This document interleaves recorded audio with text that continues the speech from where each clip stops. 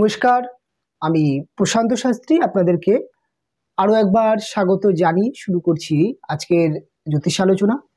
আজকে চলে এলাম একটি অত্যন্ত গুরুত্বপূর্ণ একটি বিষয়কে কেন্দ্র করে, যেটি আমাদের মানব জীবনে প্রত্যেকটা ব্যক্তির মধ্যে খুবই ইম্পর্টেন্ট।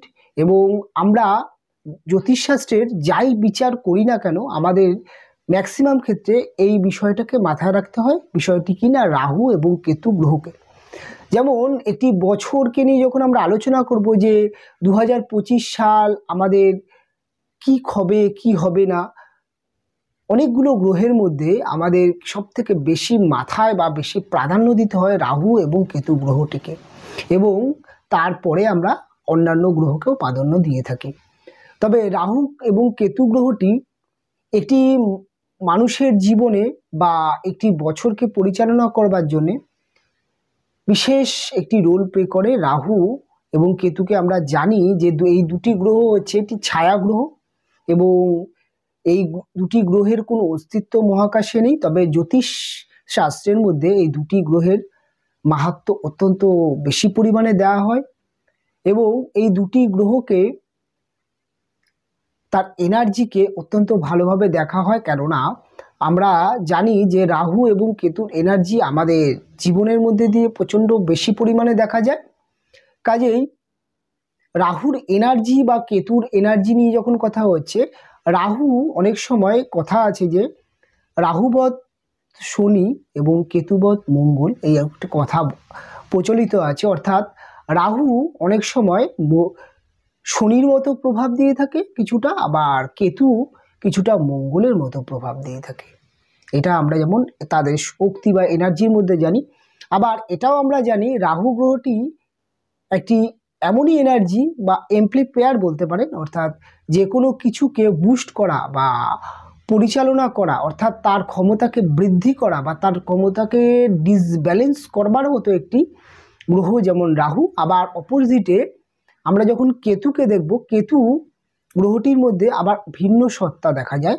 কেতু নির্জীব, অর্থাৎ কেতু গ্রহটিকে যখন আমরা দেখছি যে কেতু গ্রহের যে একটি নিথর বডি, অর্থাৎ কেতু গ্রহটি যেই হাউসে বসছে বা যেই গ্রহকে প্রভাব দিচ্ছে, তার যেই চিন্তা শক্তি বা তার যেই দৃষ্টিশক্তি, সেটাকে অনেকটা পরিমাণে ক্ষমতাহীন করে দেয়। কাজেই সেই গ্রহটি যেই কাজটা করার কথা বা সেই হাউস থেকে আমরা যেই বিচারটা বা যেই বিষয়টা আমাদের জীবনে পাওয়ার কথা, সেটাকে অনেক সময় সে নষ্ট করে দেয়।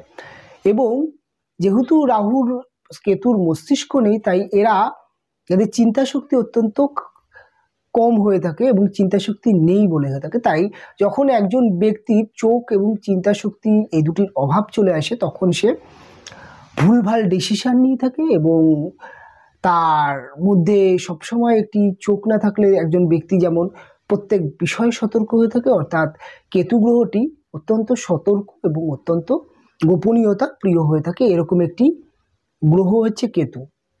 কাজেই আমাদের আলোচনা চলবে এই রাহু এবং এই কেতু 2025 সালে মেষ রাশি বা মেষ লগ্নের জাতক জাতিকাদের জীবনে কি ধরনের রোল প্লে করবে এবং কোন হাউসে বসে থাকবে এবং কি রোল প্লে করবে। আসুন আমরা বিস্তারিতভাবে মেষ রাশিকে নিয়ে আলোচনা করি। মেষ রাশির জাতক বা জাতিকাদের জন্য আপনারা জানেন, আপনারা বিভিন্ন অনুষ্ঠানে শুনেছেন যে আপনাদের শনি সাড়ে সাতি আসতে চলেছে, এবং অবশ্যই আপনাদের শনি সাড়ে সাতি 2025 সালে আসতে চলেছে, এবং তার সাথে সাথে রাহু কেতুরও পরিবর্তন হচ্ছে।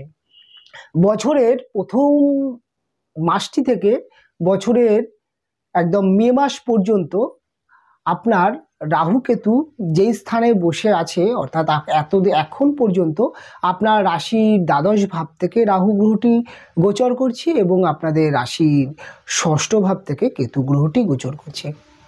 এটি আপনারা দেখছেন।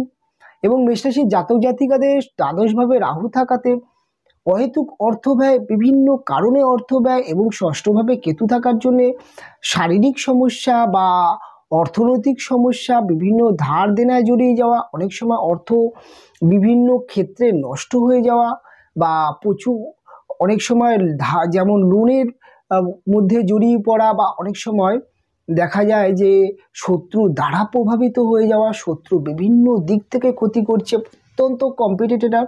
অর্থাৎ আপনি যেই ব্যবসা করছেন বা যেই চাকরি করছেন বা যেই সেক্টরেই আপনি আছেন না কেন, আপনার কম্পিটিশন লেভেলটা অত্যন্ত হাই করে দিয়েছে। প্রত্যেক সেকেন্ডে আপনার সাথে আপনার যারা সহকর্মী হতে পারে বা আপনি যে আপনার ব্যবসায়ীকে চলার ক্ষেত্রে যারা কম্পিটিটর আছে তাদের সাথে আপনার প্রতিনিয়ত লড়তে হচ্ছে, এরকম একটি সমস্যা আসছে।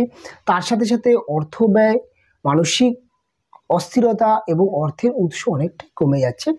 এই পরিস্থিতিটি মেষ রাশি বা মেষ লগ্নের জাতক জাতিকাদের দেখা যাবে যে মে মাসের একদম 29 তারিখ পর্যন্ত থাকছে। কেননা 29শে মে 2025 রাহু এবং কেতু তার রাশি পরিবর্তন করবে। মেষ রাশি জাতক বা জাতিকাদের ক্ষেত্রে দেখা যাচ্ছে যে আপনাদের রাশির একাদশভাবে রাহু অবস্থান করবে এবং কেতু আপনাদের রাশির পঞ্চমভাবে অবস্থান করবে।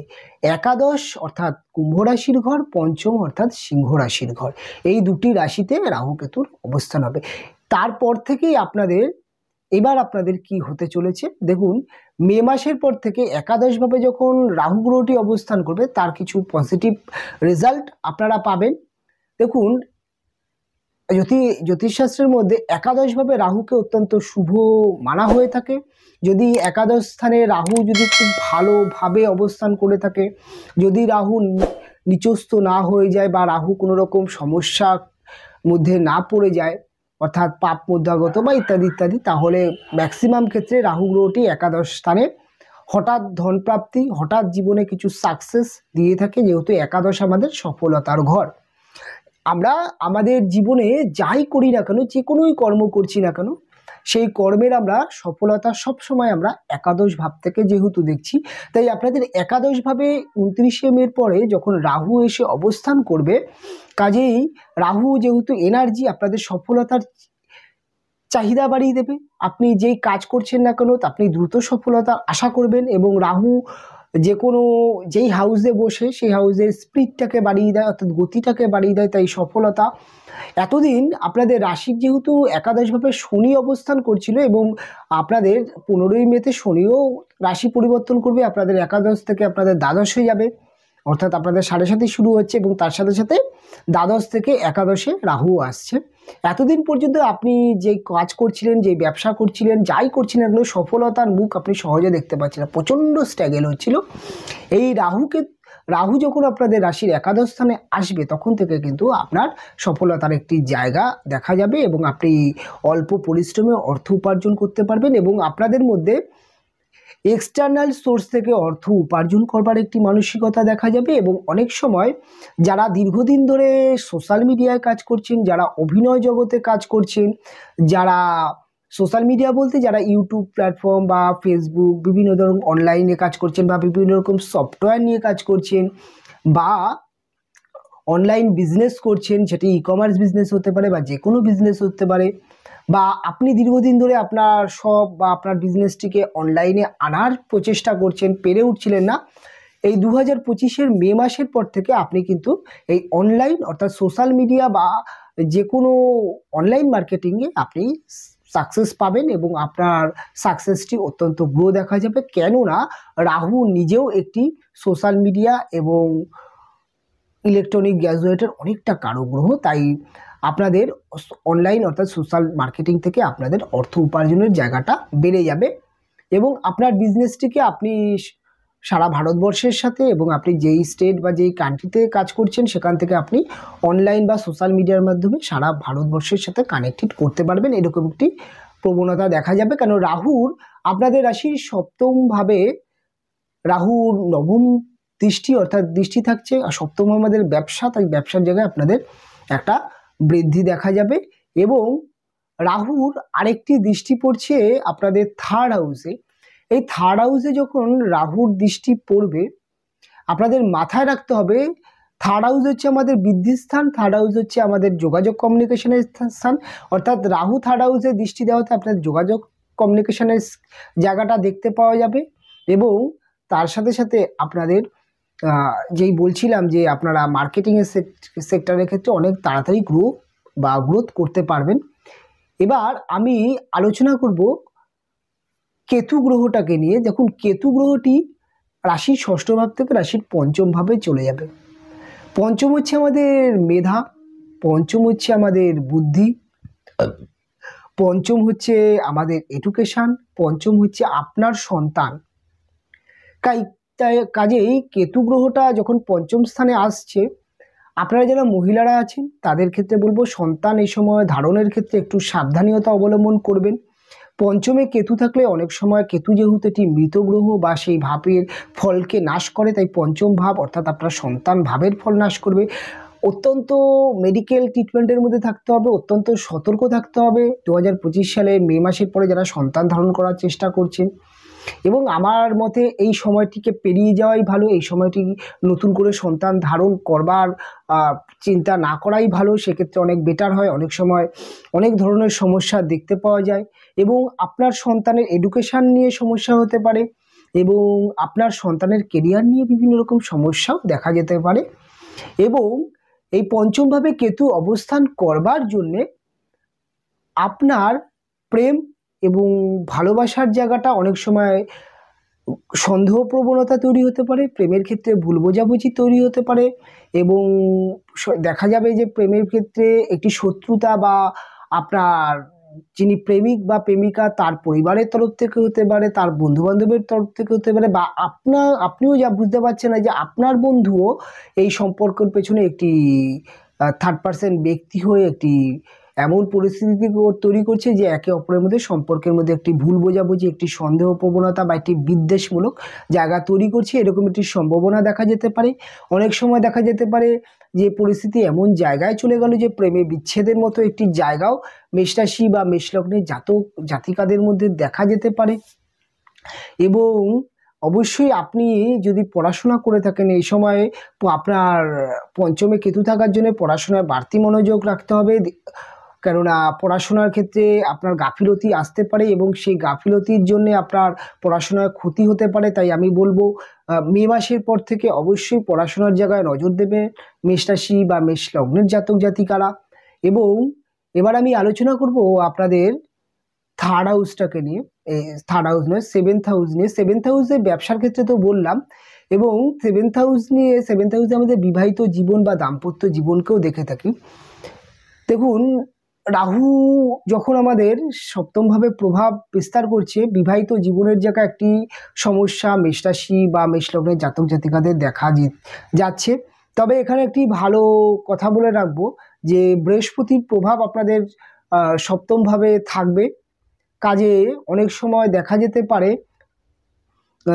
যে আপনাদের সকলের বিবাহিত জীবনে সমস্যা আসবে না। যাদের বিবাহিত জীবনে একটু সম্পর্কটা একটু ডিস্টার্ব আছে তাদের ক্ষেত্রে বলবো রাহু কেতুর ট্রানজিট হওয়ার আগে আপনি জ্যোতিষের পরামর্শ নিয়ে গাইডলাইন্স নিন। এবং আপনাদের যদি বিবাহিত জীবনে কোনো রকম সমস্যা আসছে, দেখছেন যে ডিভোর্সের মতো জায়গা বা কোথায় কোথায় সমস্যা আসছে, বা আপনার পার্টনারের মাথা গরম অত্যন্ত বেশি পরিমাণে দেখছেন, বা আপনার পার্টনারের বিহেভিয়ার অর্থাৎ তার দৈনন্দিন যে ব্যবহার বা কর্মের মধ্যে কিছু সন্দেহ বা এমন কোনো কিছু দেখছেন যেটি আপনার কোনো রকম ভালো লাগছে না বা এমন কিছু মনে হচ্ছে, তাহলে অবশ্যই আপনি দ্রুত পদক্ষেপ নিন এবং অবশ্যই চেষ্টা করুন একজন জ্যোতিষের পরামর্শ নিয়ে সাথে সাথে প্রতিকার করবার। কেননা বিবাহিত জীবনে রাহুর এই প্রভাব অনেক সময় বিবাহিত জীবন নষ্ট করতে পারে। তবে বৃহস্পতির যেহেতু প্রভাব থাকবে, কিছুটা হলেও আপনাদের বিবাহিত জীবন আপনি কন্ট্রোল করতে পারবেন যদি আপনি আগের থেকে সাবধানতা অবলম্বন করেন। এবং এখানে আরেকটি জিনিস যেটা দেখা যাচ্ছে যে আপনাদের ভাগ্যভাবকেও এই কেতুর প্রভাব আসছে, অর্থাৎ আপনার ভাগ্যের জায়গাটা অনেক সময় কিন্তু কেতু থাকার জন্যে আপনাদের অনেক সময় দেখা যেতে পারে যে বাবার হেলথকে নিয়ে ডিস্টার্ব থাকতে হতে পারে এই সময়, এরকম একটি সম্ভাবনা থাকছে। তবে আপনাদের লগ্নেতেও কিন্তু একটি প্রভাব থাকছে, কাজেই আপনাদের মাথায় রাখতে হবে যে আপনাদের লগ্নেও কেতুর একটি প্রভাব থাকছে। আপনি চট করে কারোর কথায় পরিচালনা হবেন না। কেউ আপনাকে কিছু বলে দিল, আপনি বিচার না করে আপনার পরিবারের ব্যক্তির সাথে হতে পারে, বা আপনার দম্পতির সাথে হতে পারে, বা আপনার বন্ধুবান্ধবের সাথে বা আপনার কর্মচারী বা অফিস বস, যে কোনো ব্যক্তির কথা শুনে আপনি চটজলদি ডিসিশান নেবেন না। আপনি অবশ্যই চেষ্টা করবেন যে বিষয়টাকে ভালো করে খুঁটিয়ে দেখবার বা বিচার বিবেচনা করে ডিসিশান নেবেন। এরকম আপনাকে অনেক সময় দেখা যেতে পারে যে ভুল পথে পরিচালনা করছে, সেটি আপনার পরিবারের ব্যক্তি হতে পারে, আপনার দম্পতি হতে পারে, বা আপনার বন্ধুবান্ধব, আপনার সন্তান, যে কোনো কেউ আপনাকে ভুল পথে পরিচালনা করতে পারে। অর্থাৎ আপনার সন্তান এই সময় এমন কিছু বাজে পথে চলে গেল, আপনি যখন তাকে জাজ করছেন সে আপনাকে মিথ্যা কথা বলছে, এরকম একটি প্রবণতাও দেখা যেতে পারে। কাজেই এই সময়টিতে মেষরাশি বা মেষলগ্নের জাতক জাতিকাদের কিন্তু অপরের কথায় ভরসা করবেন না, নিজে যে কোনো কিছু বিচার বিশ্লেষণ করার চেষ্টা করবেন। সেটাই যে কোনো সম্পর্কের ক্ষেত্রে, যে কোনো কাজের ক্ষেত্রে এক কথায় বা এক কানে শুনে কোনো কিছু বিশ্বাস করবেন না, এটুকু বলে দিলাম। তবে সব রকমভাবেই বলবার চেষ্টা করলাম। এবং আপনাদের এই সময়টি যদি সমস্যা হয়, আপনারা চেষ্টা করবেন মেষরাশির জাতক বা জাতিকারা বাড়িতে যারা সাফাই কর্মচারী আছে, অর্থাৎ বাড়িতে যারা প্রতিদিন যারা বাড়িতে কাজকর্ম করছে, যারা আপনার বাড়িতে ঘরদোর পরিষ্কার করা বা এই ধরনের কাজবাজ করে, যারা ড্রেসিং করে, তাদের ক্ষেত্রে বলবে, তাদের ক্ষেত্রে আপনি দেখবেন তাদেরকে কিছু সামগ্রী আপনি দান করতে পারেন, অর্থাৎ খাবার সামগ্রী। তার কিছুদিন বা তার একদিন দুদিন বা কিছুদিন চালানোর মতো কিছু খাদ্য সামগ্রী আপনি দান করতে পারেন, বা কিছু রেডি খাবার আপনি তাকে খাওয়াতে পারেন। বা আপনার বাড়িতে যেই ছেলেটি প্রতিদিন ময়লা জিনিস অর্থাৎ নিতে আসছে, আপনার বাড়িতে যে প্রতিদিন ময়লা জমা হচ্ছে, সেই ময়লাটি যে মিউনিসিপ্যালিটির ছেলে হতে পারে, বা আপনাদের যে নিতে আসছে তাকে যদি আপনি কিছু খাবার খেতে দেন, সেটি আপনার জন্য কিছুটা ভালো হবে।